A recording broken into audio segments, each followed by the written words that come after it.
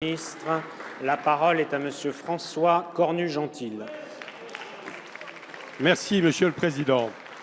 Monsieur le Premier ministre, à lire vos projets institutionnels, c'est au Parlement qu'il est urgent de remettre de l'efficacité en réduisant le nombre des élus, en introduisant la proportionnelle, en rationalisant les débats.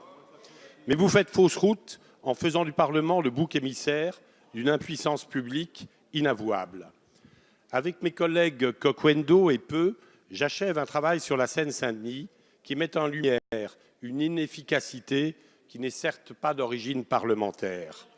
Qu'avons-nous constaté? Des sous-effectifs chroniques dans les tribunaux, des élèves sans professeur là où le besoin est le plus fort, ou encore un évitement face aux phénomènes mafieux qui gangrènent le quotidien des habitants. Comble du déni, les services sont incapables de s'accorder sur la population du département à 20 ou 30% près. Dès lors, comment prétendre à une quelconque efficacité? Mais la Seine-Saint-Denis n'est que le miroir grossissant d'un dysfonctionnement plus général. Chacun comprend alors qu'il faut des représentants forts et des débats vigoureux pour relayer le mécontentement face à une technostructure auto-centrée. Votre réforme fait l'inverse. Elle produira des élus faibles, coupés du terrain et bridés dans leurs débats. En fait de démocratie efficace, se profile plutôt le cauchemar d'une technocratie triomphante. Monsieur le Premier ministre, nous nous connaissons. Le conseiller d'État que vous êtes est peut-être à l'aise avec cette perspective, mais l'ancien maire du Havre doit avoir des doutes. Alors que vous vous targuez de mépriser la démagogie, pourquoi vous y risquez contre le Parlement? Je vous invite plutôt, Monsieur le Premier ministre, à sortir de ces facilités pour bâtir une réforme institutionnelle qui s'attaquerait aux vraies racines de l'impuissance publique. Merci, Monsieur le député. La parole est à Madame Nicole Belloubet, garde des Sceaux, ministre de la Justice. Monsieur le Président, Mesdames les députées, Messieurs les députés, Monsieur le député Cornu-Gentil, vous soulevez, je reprends vos propos, l'impuissance publique inavouable.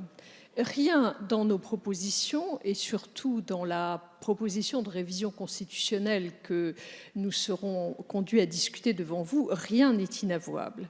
Et l'objectif a été clairement affiché. Il est bien de respecter et l'efficacité du gouvernement et le rôle du Parlement. Je vous rappelle, monsieur le député, que l'article 24 de notre Constitution confère un triple rôle au Parlement, celui de voter la loi, celui de contrôler le gouvernement, celui d'assurer l'évaluation des politiques publiques.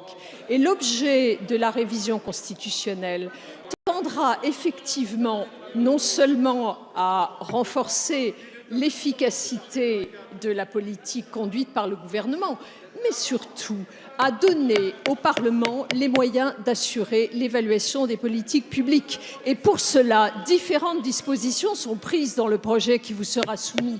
La première, par exemple, vise à vous donner plus de temps dans la loi de règlement pour contrôler l'utilisation des dépenses publiques que vous aurez adoptées au moment du budget. La seconde disposition vous donnera également la possibilité, à la suite des évaluations que vous aurez effectuées, de faire des propositions de loi que nous pourrons ensemble discuter au sein du Parlement. Vous voyez, monsieur le député, l'objectif n'est absolument pas de diminuer le rôle du Parlement, il est de le conforter dans la réalité de son pouvoir et ainsi, ensemble, nous pourrons lutter contre cette impuissance publique que vous relevez.